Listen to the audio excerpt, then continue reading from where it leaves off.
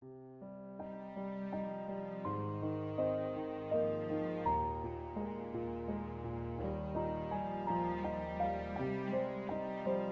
the early years of Buddhism, the Buddha helped many people, thus spreading the popularity of Buddhism. Because of this, people abandoned their old religions to go follow the Buddha. Masters and leaders of other religions tried to win them back by declaring, "We are just as holy as the Buddha. Serving and making offerings to us will bring you equal rewards as if you gave them to the Buddha." However, the people did not respond as the religious leaders expected. They called a meeting and began to complain. "The Buddha is taking all of our students. No one is making offerings or serving us. We must find a way to bring our students back. Are we not men of wisdom? Let us use wisdom to destroy Buddhism." A young man offered, "Why don't we use Cinca Manavika to take down Buddhism? A beautiful woman is an ordained person's bane." At that time, there was a student of that religion named Cinca Manavika. She was young, beautiful, and faithful. When she arrived at the meeting, she was not greeted as usual and noticed everyone was upset. She asked, "What is wrong with everyone? Why is everyone so upset?" "How can we not be upset? Do you not see how quiet it is here? Buddhism has destroyed us. How can you, as a student, not do whatever you can to protect us?"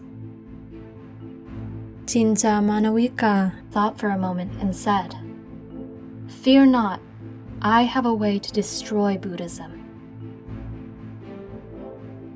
And so, Cinca Manavika put her plan into motion.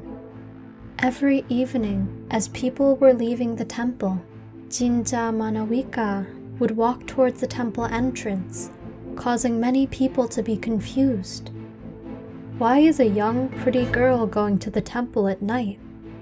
They would ask her, "Where are you going?" And she would respond, "None of your business." Every morning, as people were coming to the temple, Cinca Manavika would begin to walk away from the temple entrance, making people wonder, was she here all night? What was she doing at the temple all night? People would ask her, "Where are you coming from so early?" She would respond, "None of your business." She did this every single day for a few months. Finally, she responded to their inquiries and said, "You all come to see the Buddha every day. You seem to know him well. Do you all know who the jewel of his eye is? Do you know who pleases him more than others?" The townsfolk responded, "Who?" Cinca Manavika then said, "If you were smart, you'd figure it out. The Buddha is a man, a great man, but still a man. He has desires of the flesh and has restrained them for so long. It is only normal for him to engage in normal male-female activities." And with that, rumors spread like wildfire. All the foolish townsfolk began to gossip about how the Buddha had a mistress. They spoke about how he taught restraint from sensual desires, yet he did not. The wise townsfolk would push back and say, "This is gossip. This is hearsay. We should not simply believe the words floating on the wind." And thus, the stories spread. The Venerable Ananda, the Buddha's personal attendant and cousin, was very troubled by the slander and gossip by the foolish townsfolk. He asked the Buddha if he should do something about it, and the Buddha responded, "Remain calm, Ananda. All things will be as they should." However, for the Venerable Ananda, this was easier said than done. So he decided to get away for a while and went to find a peaceful spot in the woods to meditate and contemplate. He knew in his heart that the Buddha was completely innocent of these disgusting rumors. He lamented that these rumors were preventing people from coming to hear the Dhamma and become liberated. But he also knew that the Buddha would not allow him to attempt to forcefully change the views of others. Ananda wished to contemplate quietly, but there happened to be two Brahmins nearby having a discussion.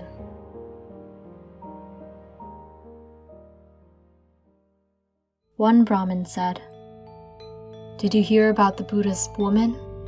I hear she spends every night with him.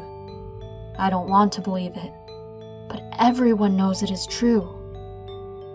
The Venerable Ananda, listening from behind a tree, felt anguish and frustration begin to build within him. Then the other Brahmin said, "Ah, my friend, what you call truth, I still see as gossip. I know how people are. I'm wary of believing things I hear people say. Unless I see it for myself, I do not believe." "Ah, my friend, you are right to say that, but I am not blind to things that are obvious because I do not want to believe them to be true."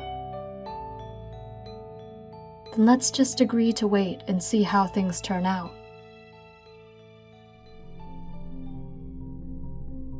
After the first 2 to 3 months, Cinca Manavika began stuffing pillows and other things under her shirt to imitate a growing belly.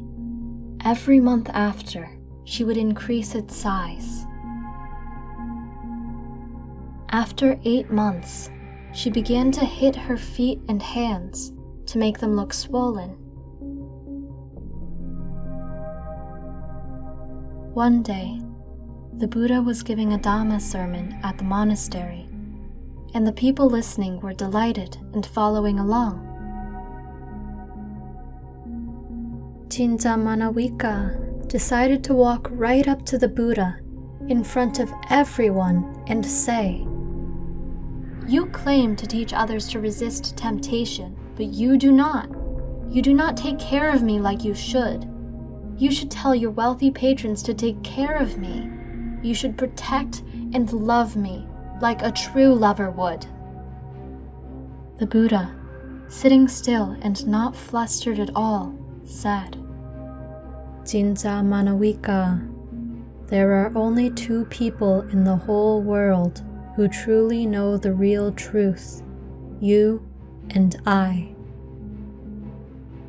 Cinca Manavika was surprised and scared that the Buddha would perform some miracle to expose her lies. But after the initial shock, she decided to double down and said, "Of course, what we did behind closed doors, only you and I know the truth. Only you and I know that this is your baby."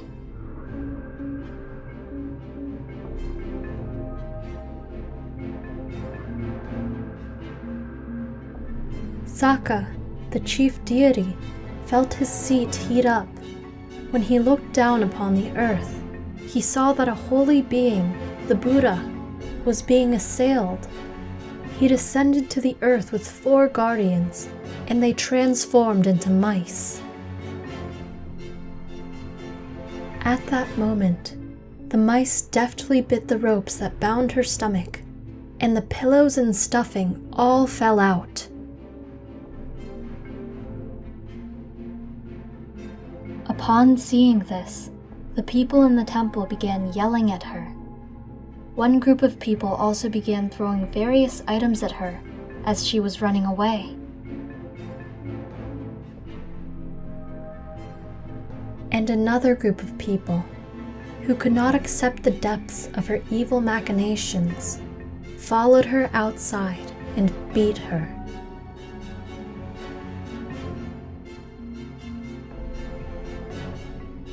The earth itself could not bear the weight of the evil of her actions, and opened up and swallowed her whole.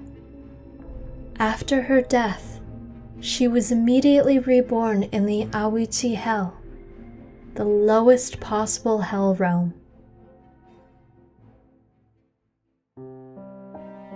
When the news of the Buddha's innocence and Cinca Manavika's failed plan spread, all the people who doubted and accused the Buddha of disgusting actions felt immense guilt.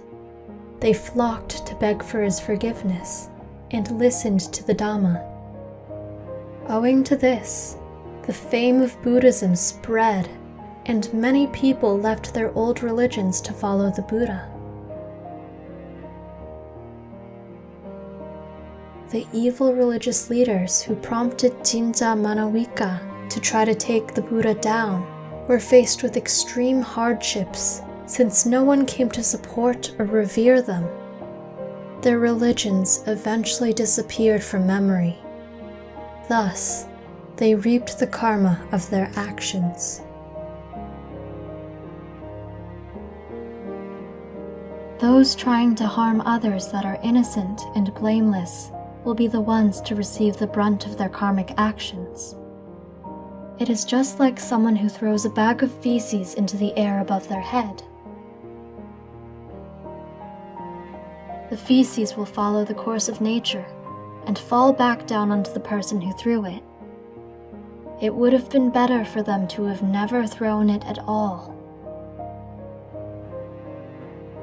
Oftentimes, when people try to hurt, harm, or defame us, if we are truly innocent and blameless, their efforts might actually serve us. It is like someone throwing bat droppings into a rice field trying to harm the rice.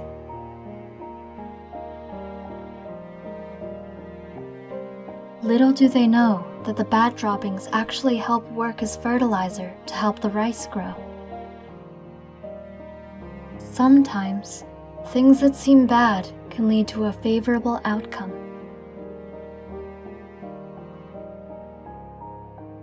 What do you think the moral of this story is? We hope you enjoyed the video. Click like if you did, and click subscribe if you want to see our uploads.